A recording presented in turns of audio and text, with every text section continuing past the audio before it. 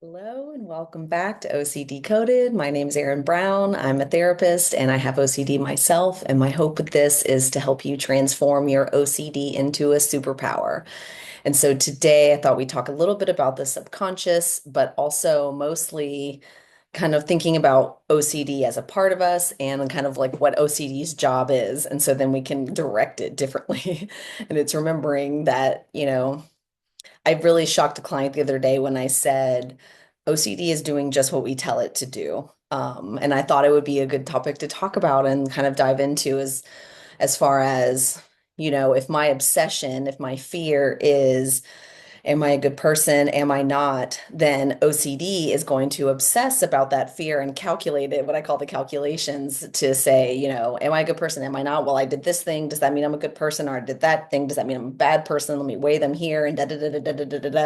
And I think of it like a little old-timey computer, like doing the calculations, trying to figure out. And so how it helps so much with OCD, if we can identify the fear, we're calculating more directly. And it's not usually the first or the surface fear that we're kind of focused on at the moment. There's a deeper fear there that we're calculating and not even realizing we're calculating. And if I can identify that deeper fear and if I can address that fear more directly or at least differently, what I say in the beginning is like just any other way but what you do before.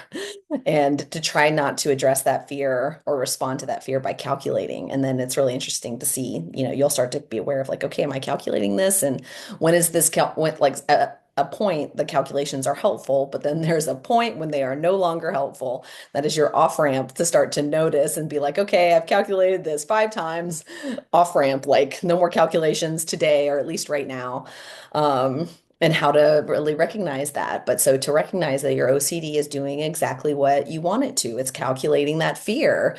And then the compulsions or anything kind of you know, OCD decides like, well, this will make the fear feel better or feel less, or this will counter the fear. And then kind of we feel that compulsion or that urgency to do it. And so when I think about OCD as a part that's trying to help me, it thinks it's helping, it's doing what I ask. And if I kind of have um, kind of a positive affirmation to kind of combat that with, which is, and it's usually hard to just be like, I am a good person, like OCD doesn't like that. But I think of what are other ways that I can respond to this fear, which is, like what I tend to do the most is I notice where I'm stuck. It's a signal for me to pause.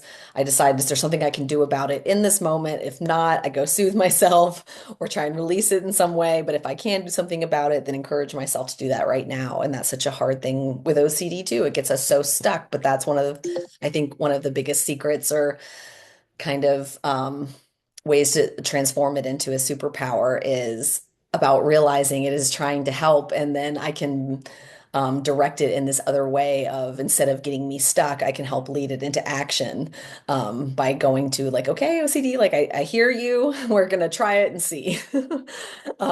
Because that's what it'll tell me. Oh, I know this works. And this happens with me with journaling. Like I'll be like, oh, I don't need to journal. I already know what I think about this or something like that. But nonetheless, when I finally do sit down to journal, when the pain's gotten great enough or when I'm stuck on something enough, then I'll finally journal and I'll be like, this does feel better. Or I do see something I didn't see before. And so that's such a part of this is recognizing my fears and honoring that that's a valid fear, but what can I do about it right in this moment? If it's nothing, can I practice soothing or releasing? If there is something I can do about it, can I encourage myself to do it right now?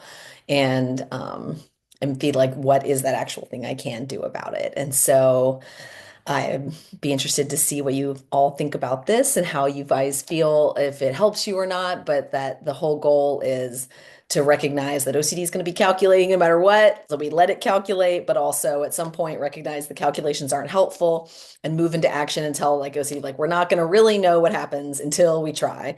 And that's so hard with OCD and the unknown, but it's so important is just try, and then iterate it and try it differently the next time. Or if it worked well, then do the same thing again. But that's one of the hardest parts. But it's kind of one of the basics is if it's working, keep doing it. And if it's not, stop. So thank you so much. And until next time.